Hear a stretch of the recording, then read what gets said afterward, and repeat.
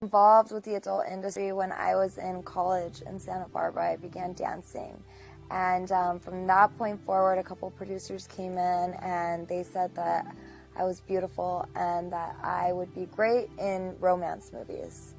So I went to LA the next day and I shot my very first scene, and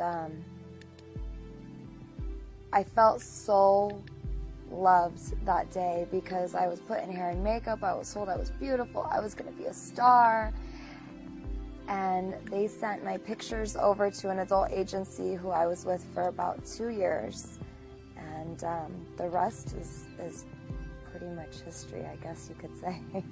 How quickly did you go from that first time kind of not knowing anything into, I mean, you said how many years in the industry? 7 years. 7 years.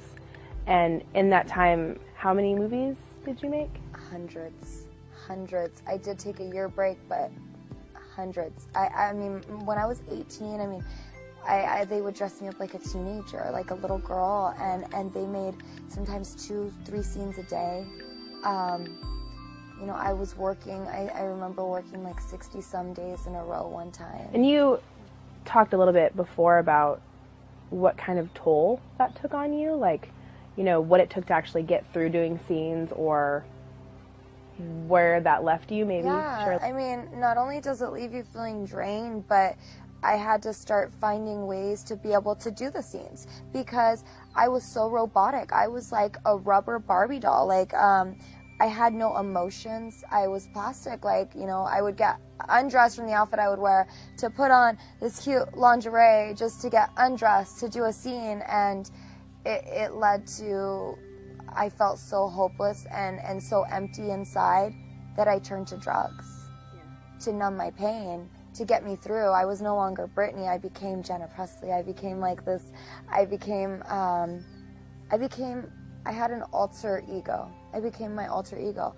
And the drugs and alcohol just kind of helped me cope with things. You know, I know we talked a lot about the idea of fame.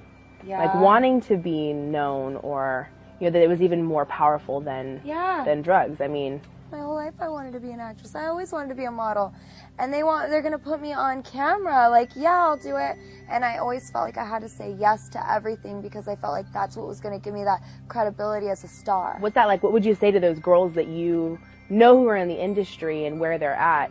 You know, what do you say to that girl that wants to be famous and thinks that porn is the way to do it? Wanting to be famous my whole life, I guess, just was resorted into wanting to be loved. And I guess I would just tell them that sharing that side of yourself and becoming so empty and feeling so helpless, like nobody, like there's just no hope. You dig such a hole where you're just in this pit of self-pity. It's not worth it. The feeling of not caring if you live or die, the feeling of, you know what, nobody loves me except for these fans who I'm actually really kind of like disgusted by because they see me in my most personal moments. It's not worth it. It's not worth it. I would give it all back. I mean, I'm glad that I am where I am today, but it wasn't worth it. All those like lonely nights by myself, like cutting on my wrist and just feeling like, what's gonna happen tomorrow? And I don't really care if tomorrow comes anyways.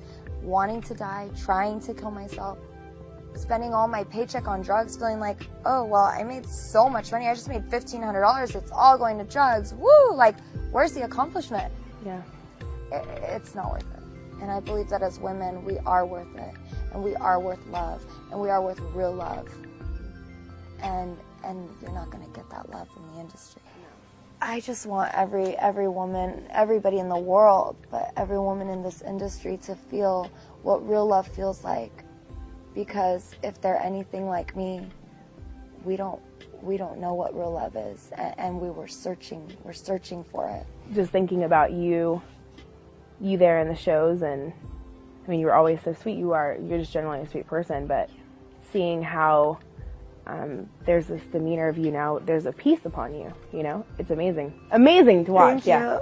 Yeah. Literally, it blows my mind. It's so exciting. To hear a story of life change like yours is one that is not very common I feel like there's going to be so many more souls in that industry that are going to be saved. I feel like you guys have been praying. I feel like Jesus is answering these prayers right now. Yeah, well, look at you, girl. Look at you. I mean, get out of here. Like, I mean, no, but you and I...